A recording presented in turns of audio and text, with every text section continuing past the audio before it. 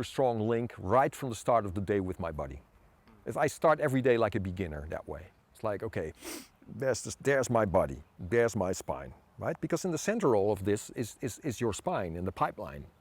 You know, I start there always, like 10 breaths or so, stretching, compressing, super stretching the spine.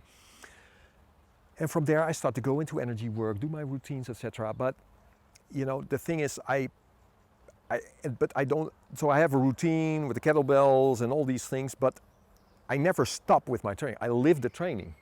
I'm constantly aware of how's my state right now, does something need to be released? Or, of course, in the past I've worked with a lot of themes that were still stuck in me, you know, trauma release, all sorts of things to clear that out of the system, or also, yeah, or redirect the energies, but over time, it's just, some people ask me, so what do you train? It's like, yeah, I never not train. But it's more like I carry my state throughout the day from second to second and optimize myself. And then the whole thing is, you realize that you have choice at a certain point. You know, when the gap becomes bigger between your thoughts and your emotions and you're not touching all the time, now it's like, oh, wait a minute, I can choose, instead of it's already chosen.